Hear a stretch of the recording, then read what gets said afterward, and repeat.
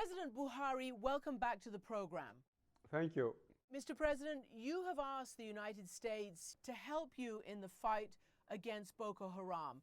What exactly did you ask in this regard? What do you need, and what answer did the President Obama give you? United States, leading the G7, promised to do what they can to help Nigeria. So we have brought our requirements in terms of training, equipping, and intelligence gathering for Nigeria to be able to fight Boko Haram. And you mentioned the economy and the falling in oil prices over the last many months. How are you going to deal with that? Because that is really what your people want. My people, firstly, I believe they want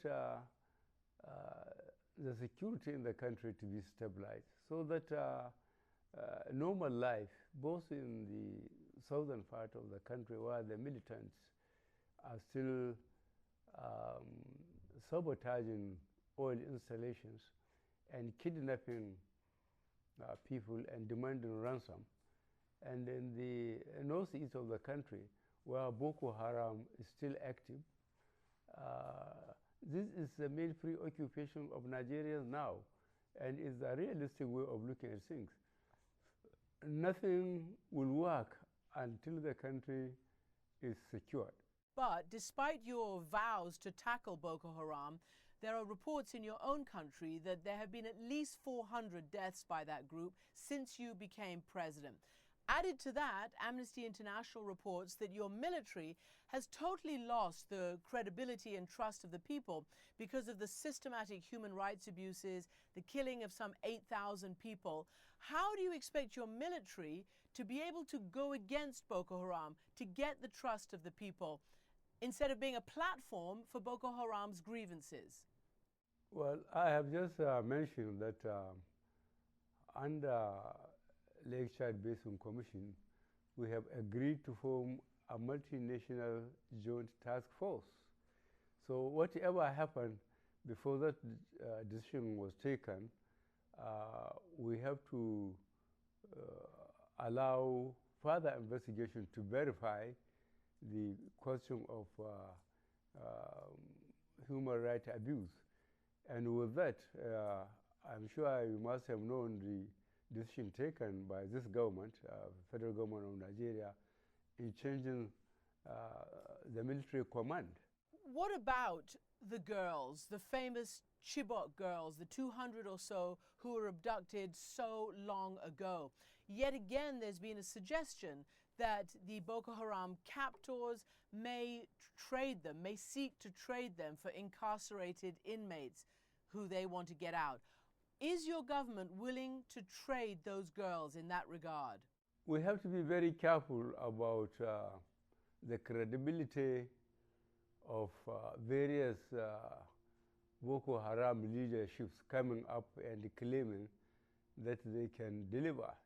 We have to be very careful indeed, and this is why we are taking our time, because we want to bring them safe back to their parents and to their school. So are you in principle against, or would you consider negotiating with Boko Haram if you can verify the credibility of those who approach you? I cannot be against it. I told you our main objective as a government is to secure those girls safe and sound back to their schools and rehabilitate them to go back to normal life. So if we are convinced that the leadership that presented itself can deliver those girls safe and sound, we will be prepared to negotiate what they want. Let me ask you, because look, you came to power on a platform that you would do better than the previous president in all regards: security, corruption, economy, etc. But there have been hundreds of people killed since you've become president. How can you do any better? I think I can be held to my promises for the next 3 3/4 years ahead of me. And I think 12 weeks or so is too early for anybody to pass judgment on my campaign promises. What about your campaign promise to root out corruption? If they turned out that some of the guilty ones were members of your own party or your own associates, would you crack down on them too? I just have to. There isn't going to be any party member or any personality that can escape justice. Mr. President, are you disappointed that President Obama is yet again not going to Nigeria, the biggest and most economically powerful country in Africa? I wouldn't say I was disappointed, but how I wished he will change his mind and go to Nigeria. Did you ask him? Did he say he would? Well, I asked him, I will send a formal invitation. So finally, let me ask you about a previous African leader, a former African leader, the former dictator of Chad, Hissène Habré, who is being tried, or at least they're trying to try him, in Senegal. Do you support that process of trying an accused African leader in Africa rather than at the International Criminal Court? Justice is justice, whether it is done in Africa or elsewhere in the world. The important thing is let justice be done. Whatever evidence the prosecution has in Senegal, I think you should proceed to make it available to the world and prosecute him according to international law on human rights. So you support that process? I support any process that is based on justice. President Muhammadu Buhari of Nigeria, thank you for joining me from Washington today.